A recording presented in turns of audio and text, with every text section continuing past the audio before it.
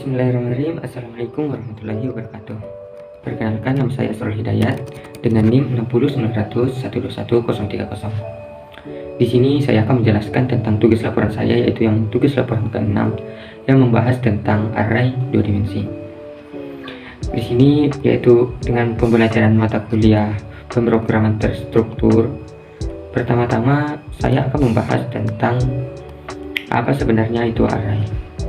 Jadi array sendiri itu adalah merupakan struktur data yang menyimpan sekumpulan data dan memberinya nomor indeks agar mudah diakses. Nah, array itu yang mana sih sebenarnya itu array? Bisa kita lihat di string bagian hasil 100.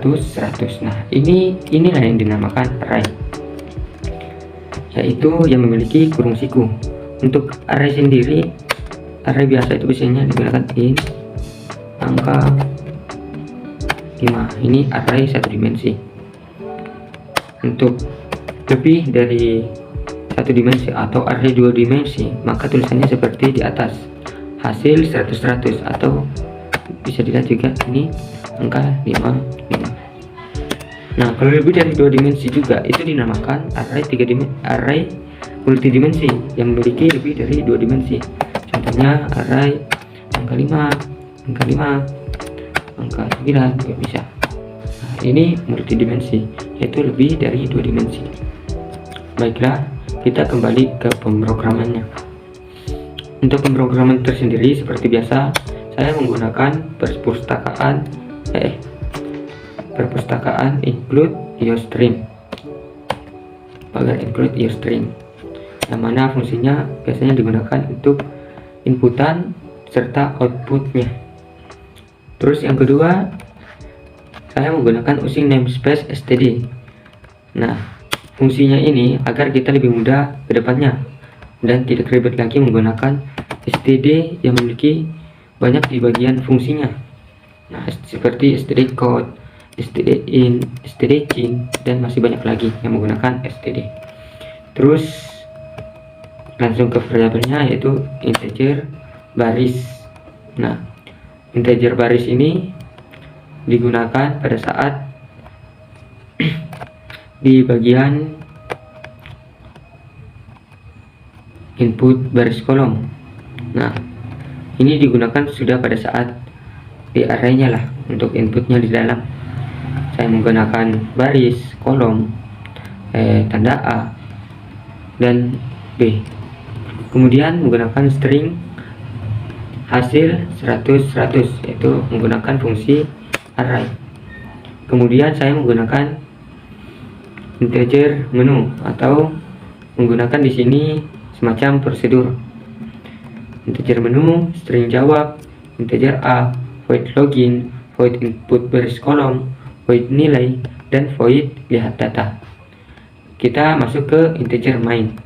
Nah, di dalam integer main saya hanya memasukkan tampilannya saja, yaitu count dengan tanda strip n untuk fungsi n line, yaitu baris ke bawah, kemudian tab. Ini adalah tugas laporan 6. Nah, inilah outputnya, bisa dilihat di dalam. Terus kemudian lanjut ke bagian login. Nah, di sini terlihatlah di bagian loginnya. Baik, sebenarnya fungsi menu ini masih ada di bawahnya, jadi bisa kita tulis agar lebih rapi. Kita masukkan ke bawah void login saja. Nah, untuk bagian login, di sini saya menggunakan variabel string pass user pass 1 dan user 1. Kemudian menggunakan variabel integer batas sama dengan 2. Fungsi batas sendiri itu agar nantinya misalnya ada kesalahan, dia akan terus berkurang sampai program tersebut habis, atau batas ini akan berkurang terus sebanyak 2 kali. Nah, di sini pas 1 untuk angkanya yang telah dipastikan atau yang sudah dipastikan apa passwordnya, apa usernya. Nah, di sini saya sudah tentukan, yaitu passwordnya yaitu 1327 dan usernya yaitu Astrol, yaitu nama saya sendiri. Kemudian saya menggunakan do while. untuk agar dia mengulang. Jika sudah sampai di batas 0, dia di situ akan berakhir. Di sini akan ditampilkan untuk pertama-tama chord username. Nah, di sini dimasukkan usernya. Nah, user nanti akan dibandingkan di bagian if. User dibandingkan dengan user 1, yaitu bagian Asrul. Di situ akan dibandingkan. Sama juga dengan penggunaan password, yang mana dimasukkan apa itu passwordnya diketik atau inputannya, kemudian dibandingkan dengan pas 1 yang telah ditentukan, yaitu 1327. Nah, di sini penggunaan batas -1 di situ, seperti yang saya jelaskan sebelumnya, maka 2 akan berkurang menjadi 1. Jadi, misalnya di sini telah digunakan, maka batasnya itu sisa 1 dan kembali ke awal. Nah, ini awal sendiri sebenarnya merupakan fungsi goto. Nah, ini dia goto awal, yang mana kalau misalnya di sini salah, maka dia akan kembali ke awal. Integer opsi sama dengan menu. Opsi sama dengan 4. Itu jika opsinya kita memilih angka 4, maka dia programnya akan berakhir. Dia itu masuk ke bagian menu, yaitu yang ini, exit. Maka dia akan menampilkan clear screen dan program pun akan berakhir di situ.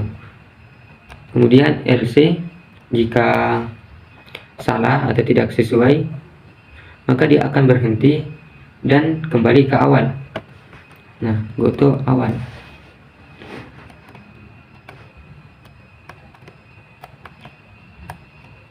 Selesai dari itu,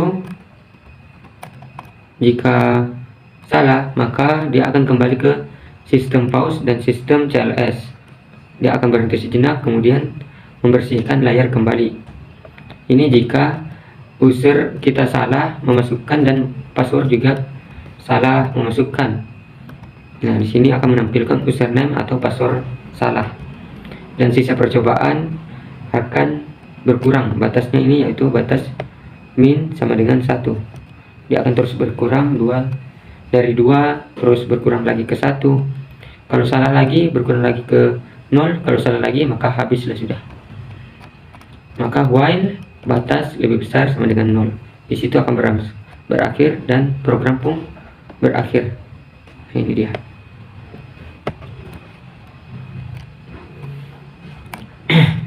Baik, kita lanjut ke integer menu. Pada bagian menu, saya menggunakan variabel integer a, yang mana akan menampilkan menu itu sendiri, yaitu input baris dan kolom, masukkan nilai, lihat data, dan exit, kemudian pilihan. Dia kemudian akan kita inputkan, yaitu berapa a yang kita pilih di dalam, dan return a. Dia akan kembali ke a. Nah, return a kembali ke string jawab integer a. Nah, pada bagian sini dipilihlah. Jika kita memilih if a sama dengan 1, maka akan tampil yang kita pilih, maka input baris dan kolom.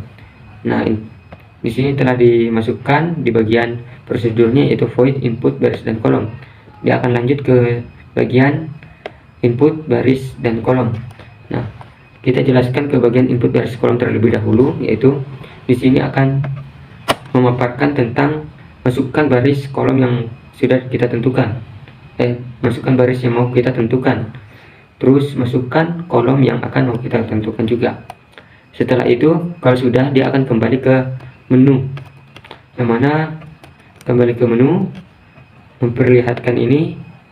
Kemudian jika kita memilih a sama dengan 2, yaitu kita memilih masukkan nilai, maka dia akan tampil di bagian ini, nilai.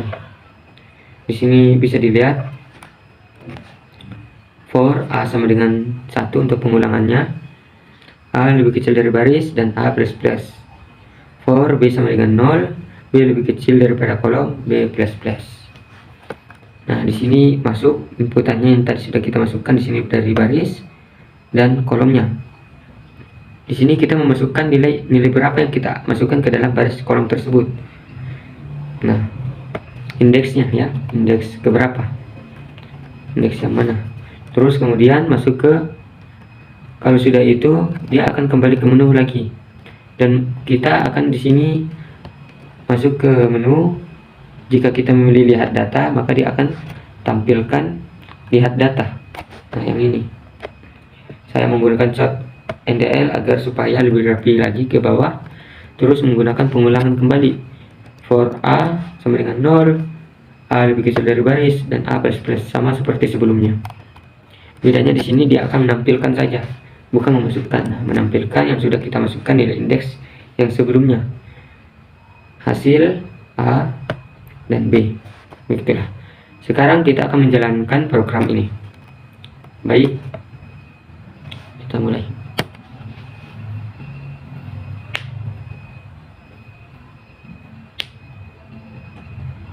Ya, agak lama.